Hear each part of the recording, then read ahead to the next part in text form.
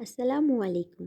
আজকে আপনাদেরকে কোনো বাড়তি মশলার ঝামেলা ছাড়াই ঘরে থাকা অতি সাধারণ মশলা দিয়ে গরুর মাংস রান্নার রেসিপি করে দেখাবো। তো চলুন শুরু করা যাক। এখানে আমি 1 কেজির মতো গরুর মাংস দিয়ে দিচ্ছি পেঁয়াজ কুচি। এখন এতে দিয়ে দিব 2 টেবিল চামচের মতো রসুন বাটা, দিয়ে দিচ্ছি 2 টেবিল চামচের মতো আদা বাটা। এখন এতে দিয়ে দিব পরিমাণ মতো লবণ।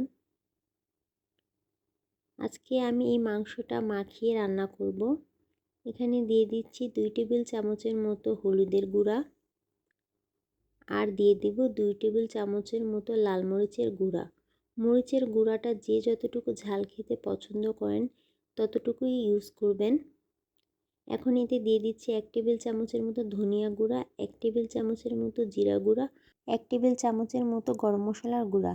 এবার এতে দিয়ে দিচ্ছি তেলটাতে আমি আগে বেরেস্তা ভেজে নিয়েছিলাম।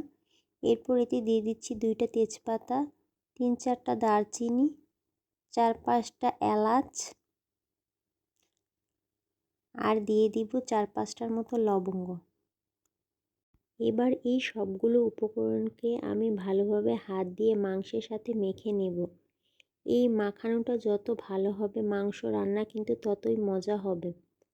ভালোভাবে মাখিয়ে এবার আমি মাংসটাকে 20 মিনিটের মতো ম্যারিনেট করে রেখেছি। এই তো 20 মিনিট পর আমি মাংসটাকে চুলায় বসিয়ে ঢাকনা দিয়ে ঢেকে 10 মিনিটের মতো রান্না করব।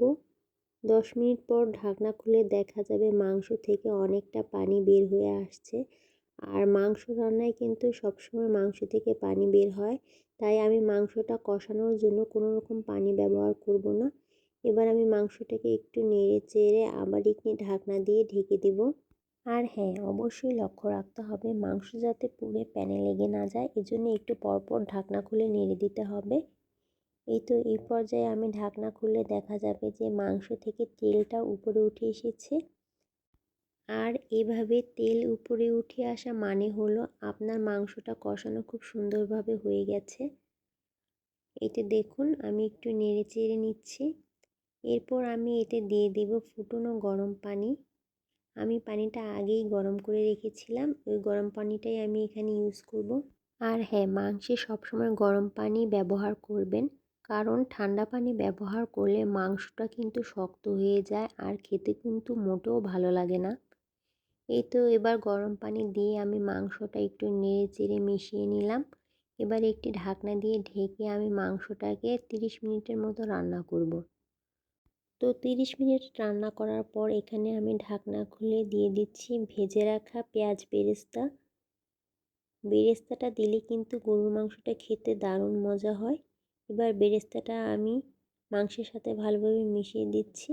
আর এখানে আমি 2টা রসুন দিয়ে দিচ্ছি। রসুনটা দিলে কিন্তু গরুর মাংসটা খেতে খুব ভালো লাগে। আপনারা চাইলে আরও বেশি রসুনও ইউজ করতে পারেন। এবার আমি ঢাকনা দিয়ে ঢেকে আবার গরুর মাংসটা কিছুক্ষণ রান্না করব। কিছুক্ষণ পর ঢাকনা খুলে আমি এখানে দিয়ে দিব 1 টেবিল চামচের মতো গরম মশলার গুঁড়া। আর এখানে আমি দোকানে যে প্যাকেটে যে গরম মশলা পাওয়া যায় সেটা ইউজ করেছি।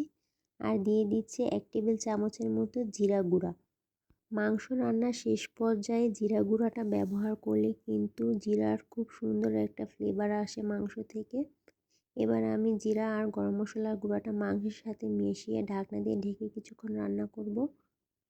এই তো ঢাকনা খুলে দেখা যাবে যে আমার মাংসের ঝোলটা একদমই কমে গেছে।